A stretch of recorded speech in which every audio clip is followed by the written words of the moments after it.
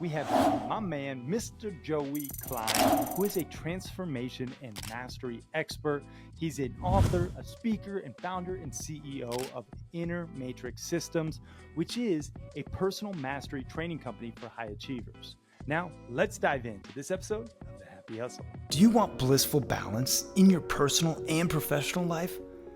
Great. What's up, guys? My name is Kerry Jack, and I want to help you happy hustle a life you love, one full of passion, purpose, and positive impact. I'm a lifestyle entrepreneur, a professional model / actor, a digital marketing specialist, a podcast host, author, a biohacker, an eco-warrior, a martial artist, a hippie cowboy, and a humanitarian. My goal is to educate, inspire, and entertain you to live a life of passion, purpose, and positive impact. It is time to happy hustle your dream reality. Just a quick note before we get started. I apologize greatly, but unfortunately my Shure SM7B professional mic was not properly connected and it used my Mac microphone instead, so my audio sounds kind of shitty, a little echoey. I apologize greatly. Joey's audio is fantastic. Please don't let this detract from this amazing content because this is a powerful episode. So please give a little grace, stick with me, and enjoy this episode. All right, my brother, Mr. Joey Klein. Welcome to the Happy Hustle podcast, man. I am super stoked to rock the mic with you. Oh, it's so good to be here. I'm looking forward to it. Yeah, man, this is really going to be a good one. I mean, you are a transformation and mastery expert. You're an author, a speaker, and founder and CEO of InterMatrix System, a personal mastery training company for high achievers. And you've trained over 84,000 individuals worldwide, including executives from Fortune 500 companies, entrepreneurs, professional athletes, to ensure their vision is not only enduring, but actually creates the fulfillment and impact they desire. And specifically, I'm so excited because I've been going through your process and learning the inner game of performance. And man, it's mind blowing. It really has changed my entire perspective and psyche. So I'm excited for the happy hustlers to learn about you, this inner game of performance, and how we can actually achieve more happiness, fulfillment, and elite performance as a result. But before we get into all that good stuff, Joey, what is something interesting about yourself that not too many people know? Something interesting. So funny. All the questions, that comes up, I just go blank. That's I know. That's why I start with that one. I got a good one. I actually grew up in a little town in Wichita, Kansas. My family was in Alamogordo, New Mexico, and a lot of people see me today, and they don't realize kind of like my humble beginnings. And kind of how I grew up. And I grew up around, a bunch of like legitimate cowboys who were, my uncles and my brothers all rode bulls and bareback broncs and that kind of stuff. And that was like my world. And so when people meet me today and then they see my brothers, they're like, how are you guys related? Like, so that's kind of fun. Like that was my world for a time.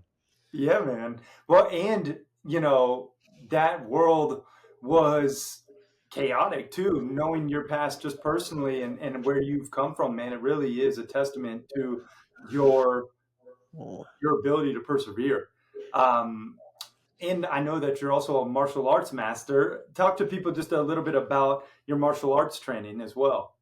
Absolutely. Yeah, actually, martial arts was part of how I learned to work with pro athletes, right? Because I was a competitive martial artist. I've been studying martial arts now for 22 years or so. And it was interesting because like when I would go to compete, like I had this deal with my master where they were like, hey, if I'm going to train you privately, there's only 3 of us that train privately. He's like, you have to win. You have to, because you're representing me.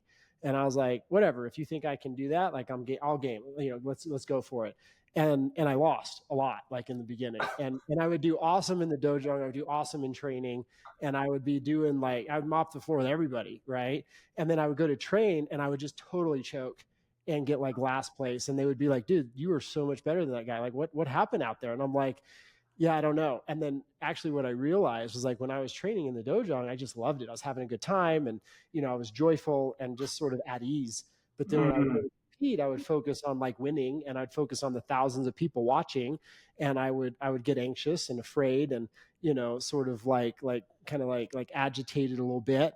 And then all of a sudden I couldn't perform. And so like all the ability was there because I did all the hard work of developing it. And then when I went to execute, it literally was unavailable to me. Like basic things that I trained and did thousands of times over, I couldn't do. And so then I, because of my inner training and the meditation I learned from my spiritual mentors and traveling in India and things like that, I was like, oh, my state is completely different when I'm, in one place as opposed to the other. And so I created a little ritual where I would just step into the ring, close my eyes a moment, take a breath, and go, this is my ring. So I could anchor that joy when I was competing that I kind of experienced when I was training. And then after that, like I very rarely lost. I won 3 world championships in a row and just kind of starting loving it. Right. And it was so funny because it was like this little tiny adjustment that I made that all of a sudden gave me the ability to execute. Whereas if I wouldn't have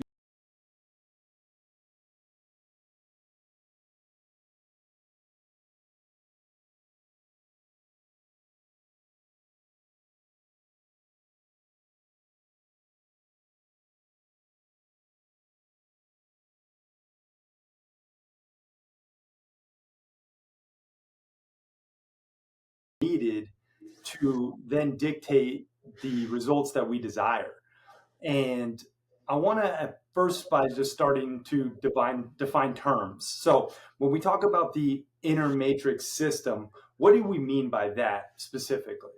Yeah. So the way I explain it to people is like your inner matrix is your unique emotion and thought patterns and the way in which they come together in your nervous system and essentially express the results of each individual's life. So every outcome, every result a person has in any area of life, personal relationships, business, career, money, finance, is the byproduct of the inner mechanisms going on inside of us, the emotions driving the thoughts, which then ultimately become expressions in the nervous system, which then become choices, decisions, and actions. So the inner matrix is every person's unique set of emotions and thought patterns and the way in which they come together. Nobody has the exact same inner matrix. Yeah, very interesting. So break down, and I want to just kind of start with a bang. A lot of people, especially in the podcast world, they want to hear all the backstory, and I get that it is relevant, but I like to just get right to the tactics, give the audience exactly how they can apply this knowledge, this wisdom. So for you specifically, when you're dealing, I mean, you've dealt with like almost 100,000 people through your program. It's insane how many people you've seen, but I'm sure there's some commonalities when it comes to the biggest mistakes that you see time and time again when people are, going through this process. What do you see as like the key 3 mistakes when it comes to training your inner matrix and how to remedy those? Yeah, I would say the biggest thing I see people do, and when most people engage a coach today, or any traditional therapies, therapy, psychology, psychiatry, etc., it's like all of the attention and the energy fundamentally goes to 2 places. It goes to what is it about your current circumstances that you're dissatisfied with, and so a lot of energy is focused on where we are at, but where we are at is a byproduct of the way in which we functioned in the past. So then all of a sudden there's a lot of focus going on to, well, why is this happening today? And what about your past, or what about has happened in the past has, basically influenced you to do the things you're doing today, and essentially, have the challenge you have and miss the result that you're looking to get. So the first 2 biggest mistakes people make is they focus on what's currently happening, current circumstance, and then they put a lot of time focusing on the past and why the current circumstances are the way they are. And then from there, the next mistake that is often made is we start focusing immediately on, well, what different actions do I need to take, to potentially produce different results? And then people get horribly frustrated because it's like everybody knows they could probably do better if they ate a salad over a cheeseburger, but then they eat the cheeseburger, right? Or they're like, oh yeah, of course, if I spent more time on my business instead of like playing golf or, scrolling on my phone, it would do better, right? Like if I would put the time into doing that stuff, but it's like, yeah, but you're not doing it. So it's usually not like not knowing what to do that holds people back. Usually it falls apart because we're not focusing on the root cause of why we're not doing what we're doing, which comes back to the inner matrix and those inner pattern dynamics that are going on that, in my opinion, very few people really understand how to access and redefine for themselves. And so the three big things is they focus on current circumstances, what's not working. Then they go to the past and go, well, why are these current circumstances there? Thinking that if we understand where they came from, that'll sometimes produce a different outcome or result. And then from there, we focus on actions that we need to take. We want to know what it is we need to do to produce a different outcome, but that's usually not the reason we're not producing in the way we want to. Yeah, it is so well said. And that is exactly what happens, in traditional therapies, right? The focus on current circumstances, which obviously, when you focus on the problem continues to manifest, right?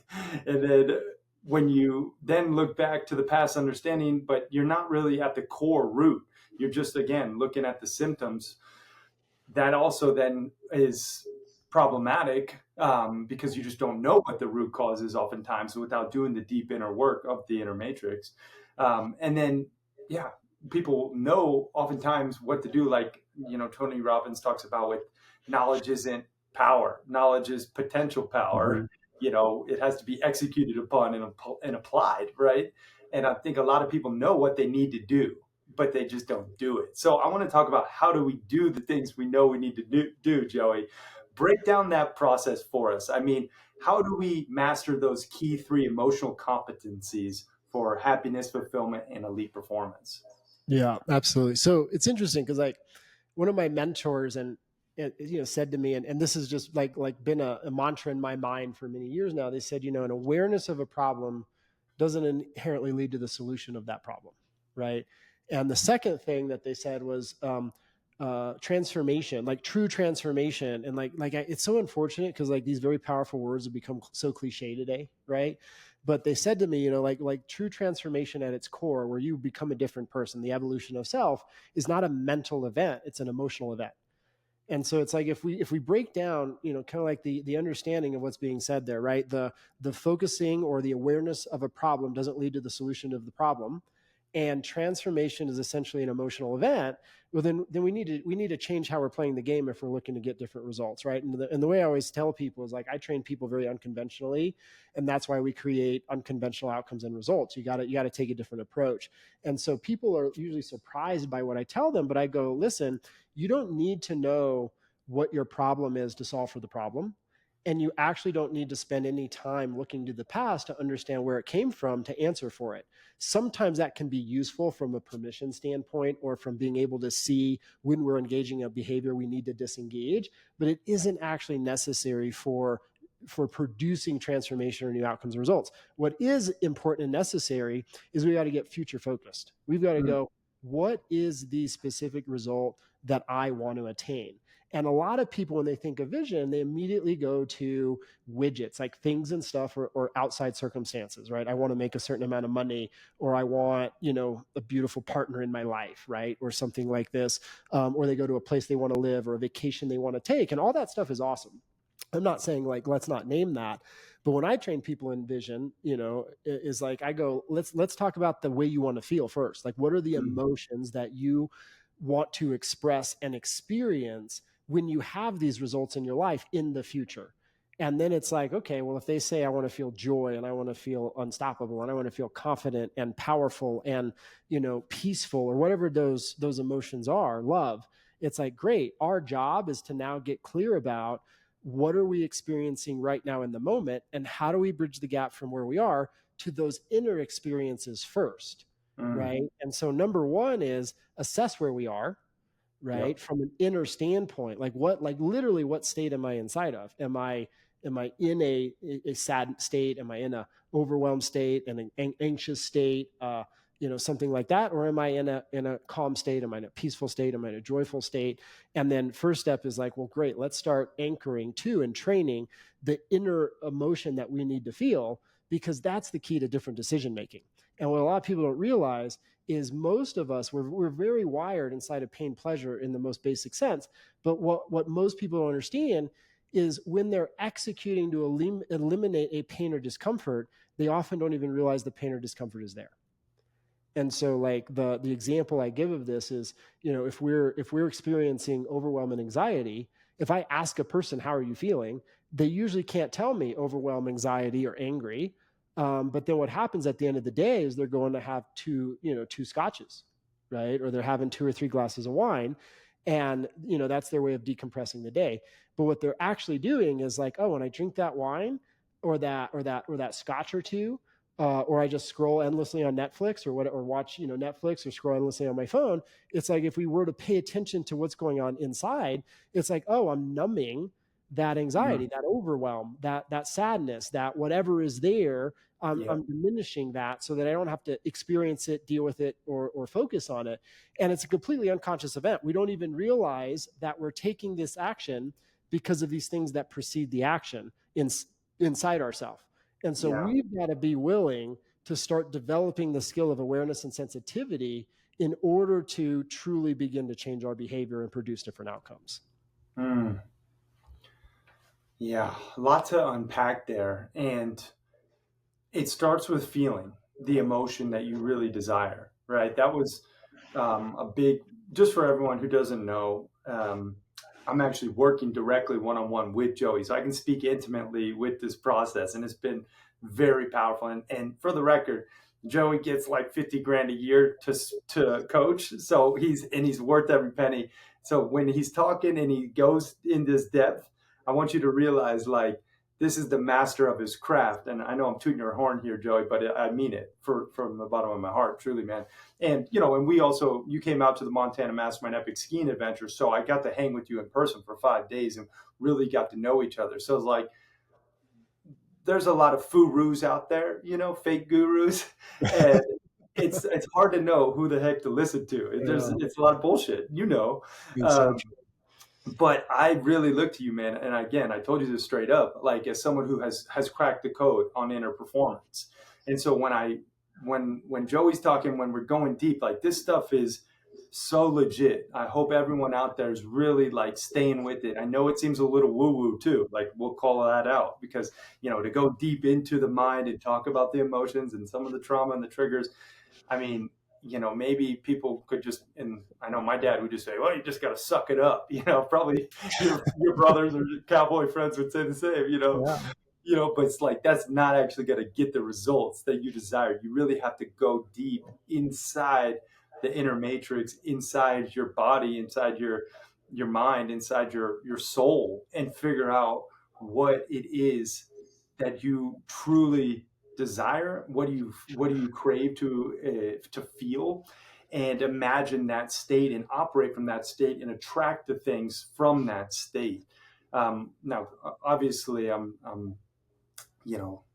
oversimplifying it here, but break down the process, because when you explained it to me, when you talked about like, okay, you have your emotions then become your thoughts become then your beliefs, and then your beliefs become your actions. I might have missed a step there, but break down that process for everybody so they can understand how the emotions actually transpire throughout the entire process. Yeah, absolutely. So a lot of people, like if we pick any sort of outcome results in life that we'd like to get better results inside of, right? Like for a lot of people, if we just throw it out there, it's like money, right? It's like, I'd like to build or increase my wealth. And maybe we even have some number that we want to attain. Might be 100 grand a year, or 500 grand a year, a million a year, 10 million in net worth, or I don't know, whatever, people's number is. And like when I was trying to understand how to build wealth so that I could have a greater impact, I remember I would get to where I was making just about 80 grand a year. And then I would just ceiling out. Like no matter how much more effort I put into the process, it was like I could not break through that barrier. And I was like, what is going on here? Because it was really easy, kind of like when I decided I was going to put my focus on training people, building a career, et cetera. It's like I got up to 80 in no time. And then I just like ceilinged out. So what I started doing is I started sitting down with myself at the end of each night, and I would close my eyes and I would focus on, well, what am I feeling? And it was interesting because when I was like just reflecting on the $80,000 a year, and I would be like, man, I want to get to the 100, right? What do I need to do to get to the 100? Like that next little step in my mind. It's like I felt this like shame and this guilt and this like sense of anxiety. And I was like, where is that coming from? And it was so interesting because when I kind of what I call follow the emotion, I teach people to sort of follow the emotion, all of a sudden I had these memories start flooding. And it was like of me being in the basement when I was a kid with my dad. And I used to always ask him, like, how much do you make? How much do you make? And he would never tell me. It was like a secret. Money was a secret in our household. And then one day he answered it and he goes, well, I'm making more money than I ever had before. He's like, I'm getting an unemployment from this job. He was kind of gaming the system. He loved to do that. And then he's like, and I'm getting paid over here as a consultant. He's like, this year I'm gonna make $80,000 a year. And I was like, Oh, wow. interesting. And so for me, I was like, in my mind, for whatever reason, my unconscious self was like, oh, if I create greater success than my father, I'm gonna make him feel bad. He's gonna be disappointed in me. And I was like, I can't disrespect my dad in that way. And for Mm. whatever reason, like because of like growing up, I held it that way. Now there's other history to that where like if I asked my dad for anything, he'd be like, I'm not made of money, like go out and get a job. And I'm like 12, right? He's like, go mow lawns, go figure it out. He's like, I'm not. So like, I never like a lot of shame and guilt got anchored around money and my dad. And so Yeah. it all kind of made sense. And I was like, oh, I see. And so I had to learn to shift that up. And I had to go, okay, if I make 100 grand a year, I'm going to be able to provide my dad new possibilities because he always had this dream. He wanted to, have a successful business, but he never did it. He always had these failed basement businesses. Mm. And I was like, oh, here's my opportunity to actually give him an opportunity to be part of something successful because my dad actually opted in with me and was like, I want to grow this thing with you. I see what you're doing for people. And I think there's a lot of potential there. So we were kind of working together at the time too. We had just started, sort of that endeavor. And so I was like, oh, if I make 100 grand a year, I actually give my dad access to something he's never known for himself. And the emotion I felt there was like pride. And I felt confident in that. And I felt like a ton of love. And it was interesting because what I started doing was just focusing on that pride and that love and that confidence. And then, what it would be like to make 100 grand a year. I started linking that. And so it was like I felt the emotions in which I needed to feel in the future relative to the vision. And so like pride and love and confidence was how I believed I would feel if I attained my outcome and my goal. So I focused on feeling those now today, what I call vision fulfilled. Then from there, it's like, great, I need to, wire the mental constructs that are going to reinforce that emotion and link it in the nervous system.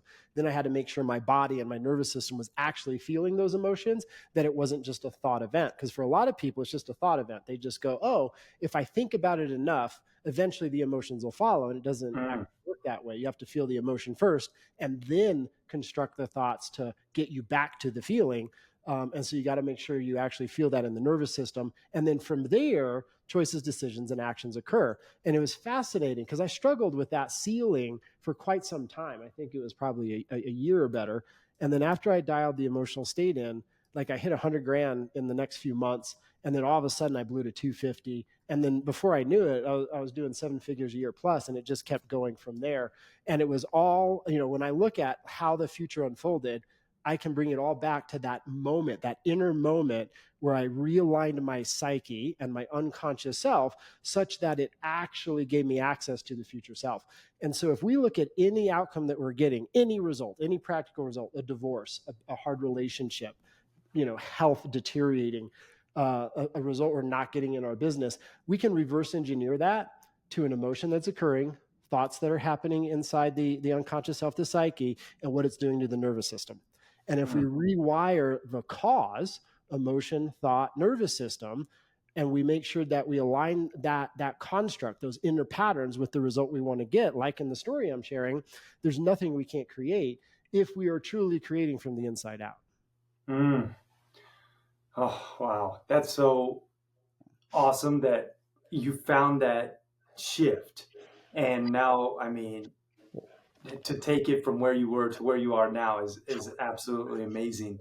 In terms of the recap, I want to just echo a couple points. So we first by feel the emotion that we want to create and get really clear, correct? Just to and I'd say we've got to first become aware of okay. the emotions that we're currently experiencing, because it's a little misnomer. I think like a lot of people are confused where they go, oh, I need to kind of like somehow fix my past, but you're not fixing my past. Like I'm not doing anything with that moment with my dad in the basement, right? What I'm managing is the shame and the anxiety that I feel today linked to money. right? And so it's like we need to develop an awareness and sensitivity to what's actually going in our unconscious self, what's actually going on in our psyche. And we need to go, man, what's present here? And then understand, oh, that is not going to produce the vision or the result that I'm looking at in the future. And so those go hand in hand. Really, step one is get clear on the outcome result that we want, like name the bullseye. Step two, become aware and sensitive to where we are currently at. Step three, we need to learn to center those fear-based realities. And then step four is, how do we train and ingrain the new inner pattern dynamics, emotion / thought, nervous system, that's going to align us with the outcome that we want. And then that will predetermine new choices, decisions, and actions. Boom. I mean, highly recommend everyone just rewind just those last 60 seconds because that is such gold, Joey. It really is. You have to become aware of that current emotion inside the subconscious self, right? That may be holding us back. That awareness and sensitivity, as you put it, that alone is such a powerful activity, to recognize what is those self-limiting beliefs, that emotion that we're currently feeling. Then you construct the thoughts to get the feeling that you desire, that basically honors and is in alignment with the vision that you crave, right? And then, like you said, choices, decision, actions then occur based on, those emotions, those feelings. Did I kind of sum it up? So how you did it? I mean, I don't want to butcher it. It's complex. It really is. But we're making something that can be very complex and dynamic, very simple. I do my best to do that. But another way to think about it is it's like a ghost in the machine, right? Every choice and decision, action you or I or anybody will ever take is predetermined. And people hate that idea, right? But it's like if we don't gain access to the inner patterns that are driving us, then our choices, decisions, and actions are predetermined. And so what we often think is a choice, right? Like when we get an invitation, like when you invited me to the mastermind a while back, you're like, hey, you want to come check this thing out? When we kind of, connected we got introduced to each other. It's like my decision to go had already been made before you asked me. And a lot of people don't realize that. Now, the difference between some, right, the 1% as opposed to the other 99%, is they understand that's how the process works, is that we have predetermined our choices, decisions, and actions. And so what they do is they do the work to develop themselves and sort of, do a level of training where they can develop the competency where they can design those pre-decisions, where they can link their emotion, their thought, and their nervous system such that they predetermine the choices, decisions, and actions required to produce the results they're looking for. Whoa. Apologies for interrupting your programming, but I have to tell you, the best investment you can make in yourself is one in which helps you acquire skills. You've probably heard people talk about, just invest in yourself and you'll be successful. Yes, that's true to a degree, but you have to invest in skills that will ultimately help you achieve your desired results.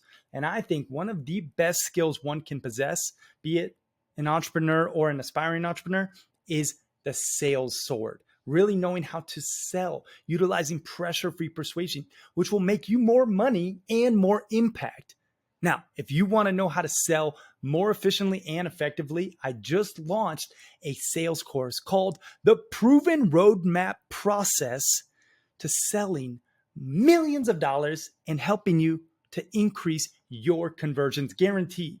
And you can get access to this new sales course that The Happy Hustle is launching at thehappyhustle.com/sales. And if you act fast, you'll get it at the lowest price it'll ever be available, because we are launching it and we want to gain amazing testimonials and social proof to further share this knowledge. So if you act fast, you can get it at the lowest price it'll ever be. That's at thehappyhustle.com/sales. Now let's get back to this episode.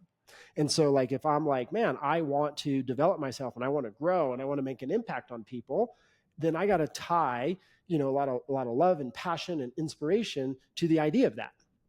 And when it comes to failure or isolation, I gotta tie a lot of, pain essentially to doing nothing or staying where I am, right? Like mediocrity, whatever that might be. And so for me, like the idea of my life staying the same one year to the next is like, it's like death for me. Like I can think of nothing worse. Like the emotion that's there is despair. And so if somebody like yourself is like, hey, you want to come check out this new thing? I look at my calendar, I'm like, absolutely. But what a lot of people don't understand is the absolutely was already predetermined. Whereas for some people, when they're offered a new opportunity, they come up with a list of reasons and excuses. Oh, I don't have time. I don't have the money. I can't do it because of this. And they have a list of reasons why they won't or can't. What they don't realize is they're giving that same list all the time. And the no has been predetermined. And so think about the power in my mind. I'm like, man, if I can go in and basically tinker with the ghost in the machine such that I can predetermine who I'm going to be in future opportunities relative to the outcome I want to get, like you're unstoppable. Dude, I've never heard it broken down like that, and it's fucking gold. I love it. It is great. So, and because like initially when you said all of our decisions are predetermined, I was like, I don't know, are they? But how you just explained it makes so much sense. Basically what you're saying, and again, correct me if I'm wrong, but we create and design these pre-decisions based on our inner operating system, our inner matrix, right? As I say, our patterns. Our patterns. Been conditioned within the InterMatrix throughout our environments and our past and our childhood, and it's still happening. Like conditioning is still occurring. For most people, the conditioning process is completely unconscious.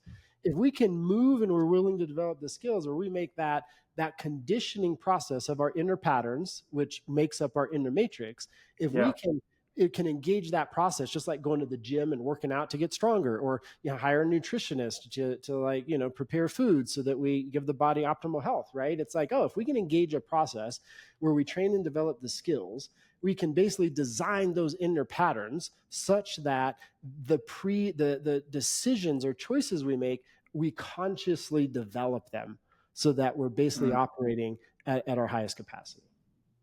Yeah, that alone, if everyone out there just applies that one principle and, realizes that it's all controllable if we control the ghost in the machine, as you said, right? Yeah, but we got to do the work. Like you got to take the time to actually go inside oneself and go, okay, here are the inner mechanisms that are not having me make the choices, decisions that are aligning with the outcomes I want. And then we need to learn to retrain those so that our unconscious reflexes are aligned with the outcomes and results that we want to get. I love it. Speak in terms of analogies, because I know for me, I'm a visual guy. I need to see some general examples that could apply. I know you gave one with the mastermind, which is very evident and clear, but what do you see as some of the potential rewirings of the machine that we as humans could apply? Do you have any, analogies there that, let's say for weight loss, right? I feel like you got an analogy there that if someone reprogrammed discipline somehow, that they could then lose the weight that they desire and get the abs that they crave. Give us a couple, just if you don't mind, or at least one analogy there that people could be like, it clicks. Yeah, sure. So if we oversimplify it, right, and we go, okay, why do we make the food choices we make? There's a lot of ideas out there about why we make the food choices we make. In my opinion, and what I found, and this is training literally thousands of people one-on-one to reach the physical goals and outcomes they want to attain, from, hey, I just want to lose 20 pounds, to I'm a professional athlete and I'm already the top performer, inside of my sport. And I want to figure out how to get to the next level, right? It works inside the whole spectrum. And it's like, if you think about your favorite food, take a moment and you just imagine your absolute favorite food. What would you say it is, Carrie? Oh, I love a good Greek salad. Okay. So now take a moment, and I know this is going to sound a little weird, but I want you to think about an amazing Greek salad And I want you to tell me about the first time you remember having a Greek salad and just loving it. Oh, well, I think my mom made it, and it just had those little Kalamata olives and the feta cheese, and ooh, it was delicious. And when you're talking about that and you're like, man, mom's making me this thing and this Greek salad, what would you say is the core emotion that you're experiencing right now? Yeah, it's joy. Right? So you're eating the Greek salad because as far as your brain is concerned, the way that the neurons fired together and wired together for you, it made that association with salad. So you eat a Greek salad, it literally means joy, Mm-hmm. right? It's like, so if you're feeling a little sad, for you, you eat a Greek salad and you feel joy.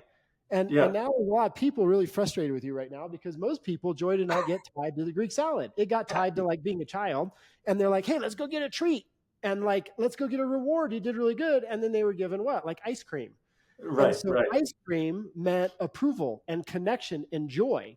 And so now we're feeling a little bit sad. We're feeling like, a bit of despair. And so now all of a sudden we're shoving ice cream in our mouth.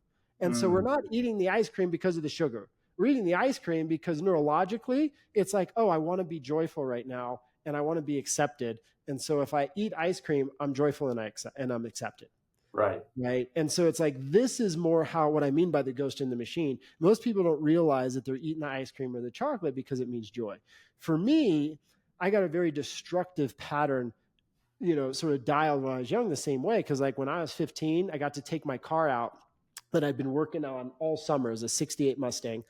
And my parents' agreement with me was like, if you fix the car up, we'll give it to you. It'll be your first car. And I was so excited. I got to take it out for my first time, and I was out in the Mustang, and I was hanging out with older friends, and they broke out the vodka.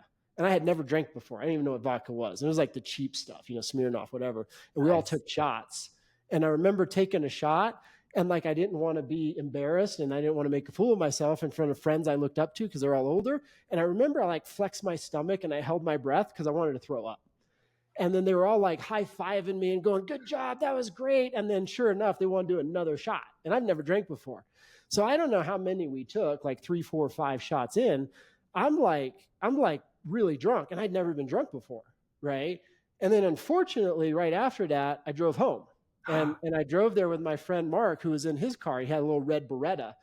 And so he pulls over and he's like, hey, dude, let's race. I didn't even know really how to drive. And so I'm like, yeah, let's race. So we race. I wreck the car. I put my head through the windshield. I total my car, right? Oh my goodness. And like I'd worked on this thing forever, okay? And then I just destroyed it. And then my dad came, and I was so disappointed, so much despair was there. I go home. And then over the course of the next 2 years or so, I totaled 9 vehicles. Wow. Right.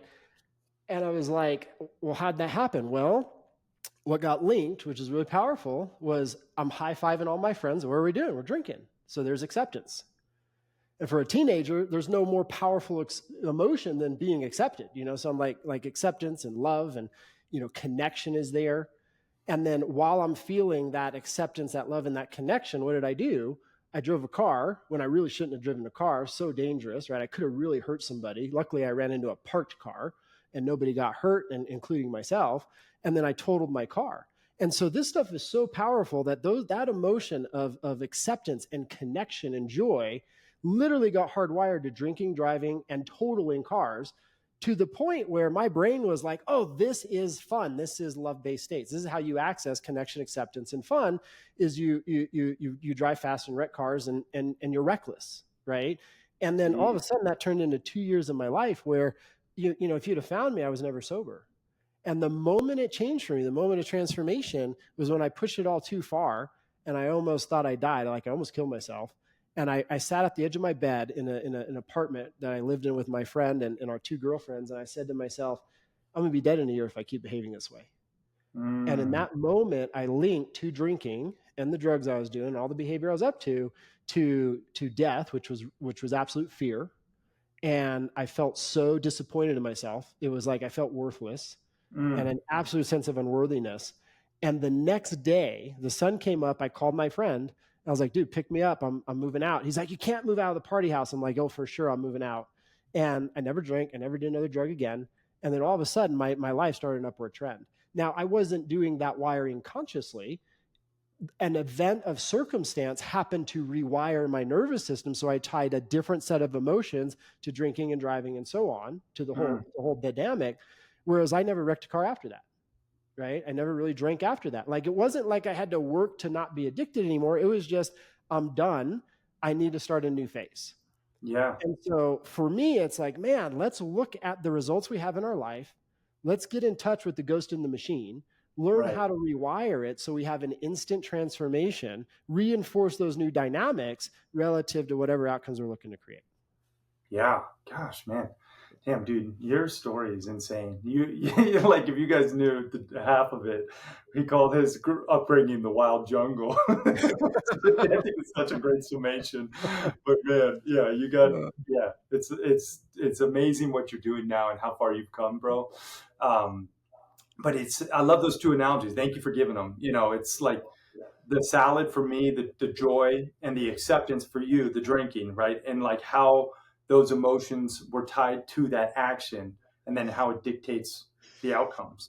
This, I hope, is resonating for people out there watching and listening, because this is where it all stems from. I know you have a new book out that I really want to talk about, the Relationship Alchemy, a practical guide to getting along well with others, is out and about. People can get it on your website, right? To joeyklein.com. Is that the best That's place? the best place to go. joeyklein.com, JoeyKlein.com. Yeah. Tell us about the book and what, and what kind of sparked it all. Yeah. So for me, I developed a book the same way I've developed everything. And I think it's so funny because it's like, it's so rare today inside of how books are made in terms of how the InterMatrix or the relationship alchemy came to be. Because it's like today, it's like people are just taking 20 minutes and they have AI write a book for them. So you don't even know if a human wrote it, you know? Right. And then a lot of people actually, go back to the furu thing. I think you called them furus or something, which was great. Is like, people write a book today, publish it, try to market themselves, and then they try to figure out like a product or service that they can sell, right? And it's like, in my mind, that's completely backwards. And so for me, straight up, like, I don't actually enjoy writing, but it gives people access to something very easily. And it makes a difference. And so I understand its purpose for it. And so for me, like, people have been asking me for years, like, Joey, you've been doing these relationship trainings and, you've made such a difference in my life as it pertains to, relationships. Like, a lot of people that come to me and they were like, with relationships, they're like, listen, you're our last resort. Basically, we've tried the therapists, we've tried couples counselors, we've done everything. If you don't work, we're getting divorced. So like, you're our last stop, right? And we would turn that around again and again and again. And then it was like business partners would come to me and they'd be like, dude, we're fighting, we're about to sue each other. And like, a lot of times, friends get together, they grow a company, and then they fight, and then all the money goes to the lawyers. And so it was like, a lot of people would come to me there, and I'd be like, well, let's do this work first. And then we would figure out how to, create not only an amicable, separation in terms of dissolving of a business or a sale or something like that, but more importantly, they were like friends. They continued to be friends as opposed to like ruining a 20-year-long relationship and that kind of stuff. Endless parents would be like, I don't know what to do with my teenage kids or this or that. And, working with them, a lot of them completely estranged, like they weren't even talking. And they're like, well, I really want a relationship with my child. How do I fix that? And again, I'm always like the last stop. They've tried everything else. They've been to 3 therapists and 20 years of this. And they're like, I don't even think this is going to work. I'm like, be skeptical, do the work. And so like, for me, I've got 2 decades of working with people in relationships and really understanding the mechanics of what ensure relationships thrive and what kind of causes them to struggle. And it was actually a psychologist, because people for years have been like, well, you write a book on relationship, or you write a book on relationship. And I'm like, I don't like to write books. Just come train. And then a psychologist came to me and she's like, Jerry, the world really needs this. She's like, imagine you could put this in the hands of psychologists and they could start helping their patients differently. She's like, and she just bugged me, broke me down. And then finally I was like, fine, we'll write a book. And so it took about a year, and I compiled all the work from the last 2 decades around relationships and was like, okay, what are the key things that make sure relationships thrive regardless of the relationship? And what are the key things that make sure we destroy those relationships? It breaks them down. And that's essentially what Relationship Alchemy is a guide of like, hey, here are the things that if you do these, you're going to break relationships down. If you do these things, they're going to thrive. And so it's a little bit of a guidebook on how to execute in relationships and develop the fundamental skills required to ensure all relationships thrive. And it's really cool because like if you focus on one relationship, I'm going to improve my marriage, or I'm going to improve my relationship with my child, or I'm going to improve my relationship with my boss or my coworker, the same dynamics there that you're going to implement to make sure that relationship thrives is going to cross over into every other relationship, because the relationship skills cross over no matter where we go. Mm. And so Yeah. essentially that's how the book came to be and what the book is designed to do. Wow. Yeah. I mean, the book itself definitely can change so many lives, because relationships are what make life worth living, and at the end of the day, you don't take your money with you. You don't take any of No. the toys. You don't take, but you can take your memories, right? Potentially to the next, meat suit that you get transformed into, if that's what you believe in. I don't know. Yeah. But the point is like when you think about it, and I've read a couple books on like deathbed confessionals, or I've seen a bunch of videos and stuff, no one ever says, oh, I wish I would have spent more time working. Right. It's always, I wish I would have just spent more time with the people I love the most. Yeah. And or like reconciled any of the issues so that I could move on in peace, right? And it's like it all stems from those skills. So obviously there's a lot in the book, and I want to make sure everyone gets a copy. And I know you got the audiobook coming out. Probably by the time this recording drops, the audiobook will be very shortly live, or coming out live soon. Do you have an audiobook live date ready to drop? I don't have the go live date, but it should be available probably like endish May, mid to end of May. Of 2025, and whenever you're listening to this. So depending on when you're listening to this, you can get the hard copy, but definitely, and you're going to narrate it, which is always, I love when authors do that. It's a big lift for authors to do that, just for the record. I know this personally, especially when you mess up the audio settings and have to re-record 5 hours. Not naming any names, but yes, I recently did that. So relationship alchemy, when you're talking about the skills, give us just a 30,000 foot view, because I know to go deep, people are going to have to get the book, but just give us like a couple of the core elements of relationship alchemy as it relates to just, thriving and getting along well with others. Yeah. So if I were to give a brief framework, it's like, it's going to start with some of the things we've been talking about here, which is like, how do you create a clear vision for what you want a relationship to become, so that we stop focusing on what's wrong in the relationship today and keep going to the past medicine cabinet of things the person did wrong, or the challenges that have been occurring, right? So it's like we start with like constructing vision. Then number two, we go to, okay, well, what's, we go into how do we assess if we ourselves are aligning with the vision of relationship we say we want, or we're not. And to identify the ways we are not, and to identify what we need to do to start aligning ourselves, our emotions, our thoughts, our own actions with the vision of relationship that we aspire to create. Because if we're not going to assume 100% responsibility for the relationship, not 50-50, but 100% responsibility, then we're not going to see how we're showing up in a way that's propagating the current circumstances or challenges, or how we are getting in the way of the relationship we could really create. Because our reflex is always to defer it and see how the other person is responsible or wrong, or not showing up for the relationship we want. And I'm not saying that they're not, but man, is there a tremendous power we wield inside of influence if we learn how to show up within ourselves and some practical dynamics in the relationship where we can influence the other side.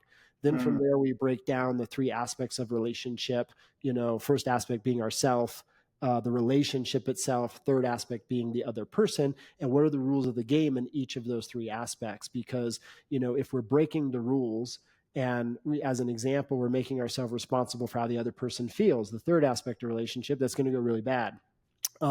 If we own responsibility for our own emotions, aspect number one, and how we can influence or support the other person, like that subtle adjustment, changes the whole game. And so we go over like three aspects of relationship, and how do we leverage each of those aspects so we're building the healthiest and most vibrant relationship possible. Then from there, we go deep into how do we name the expectations in a relationship for ourselves and of the other person, and then how do we reinforce those expectations through proper boundary setting, among a whole slew of other things. Like I could just keep going on with the content and the material and the support tools that are in that book. Yeah. I mean, it really is taking 100% accountability, first and foremost. I love that you say it and call it out as such, because that's the same for our bank account. That's the same for our business. That's the same for our bodies. It's like you could be dealt a shitty card or a shitty deck for that matter, but at the end of the day, you're still responsible for how you play it.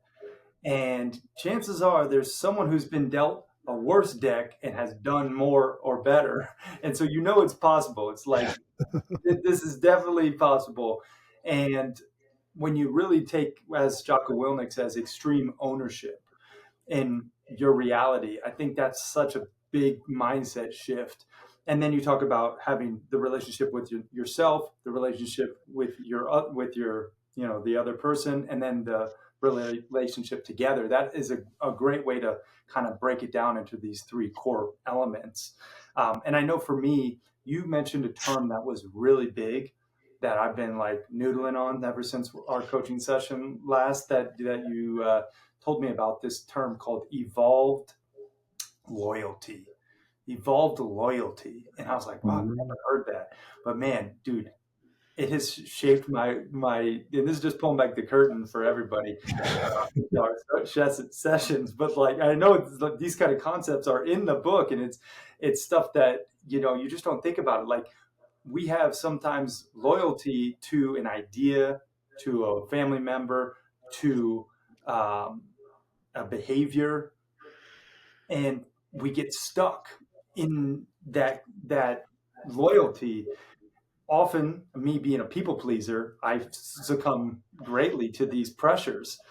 And you've helped me evolve my loyalty based on healthy barriers and boundaries, with the clear vision as the result that I desire, right? And so it's just stuff like that can be a paradigm shifter. I really urge everyone to check out the book.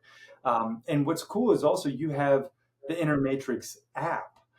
A lot of people don't know probably that you got all these back end trainings and speaking. If they're new into your world, it's not just like, oh, hey, I do some webinars. It's like, no, you built out like a couple $1 million app that has just tons of trainings that I mentioned to you yesterday. I was in the bathtub listening to one of the deep InterMatrix systems, and I fell asleep because it not that it was that boring, but it was because I literally was so deep in meditation, and I was tired as crap because my little baby was up all night.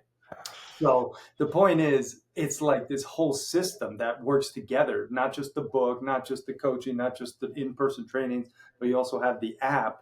God, I probably shouldn't have said I fell asleep, because now it looks like it's boring. For the record, I've listened to a ton of other sessions, haven't fell asleep once. But the point is, the app is really powerful. Talk to us a little bit about the app and how this kind of fits into the ecosystem. Yeah, ultimately, we have an entire curriculum around the game of inner mastery. Like, how do you master the inner game of performance and truly, you kind of like you go to the gym to work out and get really fit with the body. This truly is step by step, how you train, emotional resilience, emotional access, emotional centering.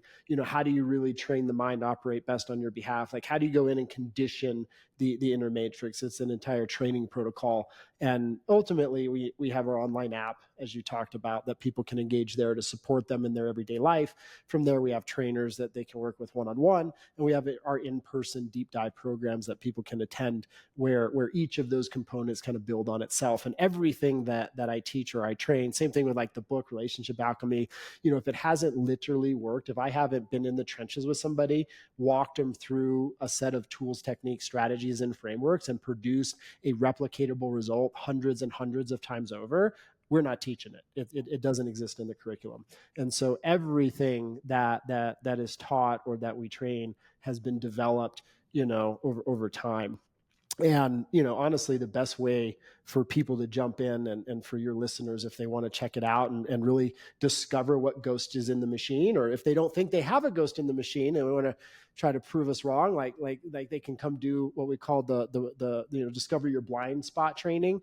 And, usually my trainers, my top trainers are about $250 an hour. You'll gain access to them. They'll do 3 hours of free consultation with you, and they'll walk you through a framework where you'll have access to like a mini app, 3 sessions to start doing inner trainings to understand how to develop these skills, and what we call action plans that you can kind of implement throughout the day. And you don't have to worry about doing it on your own. We're going to make sure that you have a highly trained and qualified trainer to guide you through that process. A lot of trainers today, they take a 6-month course and they're certified.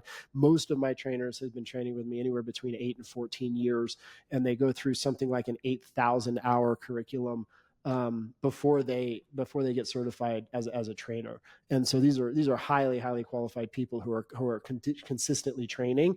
And so if they go to like joeyklein.com or DM me at the real Joey Klein on Instagram, we can get you set up with one of those top trainers, and we'll just do all that complimentary, because I just want people to understand there's a different way to train and develop themselves than they've probably ever experienced before. And in 3 sessions, they'll notice a result. And even if they don't do anything else, at least they'll walk away from those 3 sessions, discover your blind spot training with some tools and techniques that will definitely be so supportive in just their everyday life right away.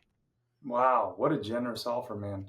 That is definitely something I highly recommend if you're interested in increasing your overall well-being as well as optimizing the inner game that you're playing.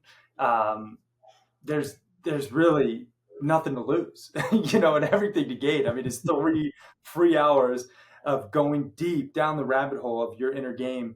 And yeah, what a great offer, man.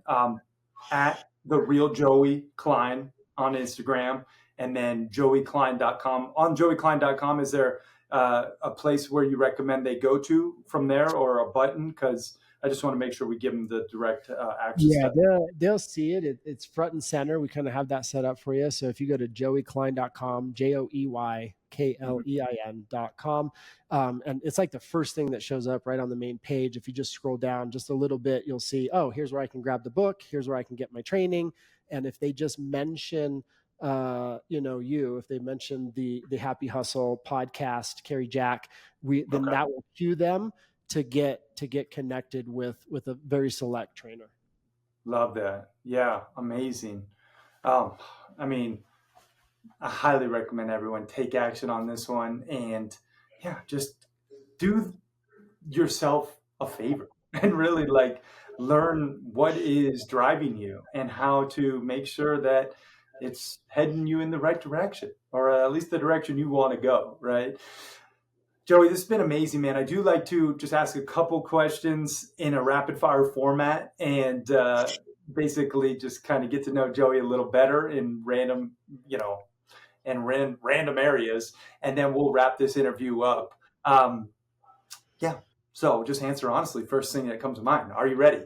I'm ready, man. Okay, let's go. Favorite food? Pizza. Nice. Favorite movie? Gladiator. Favorite book? The InterMatrix.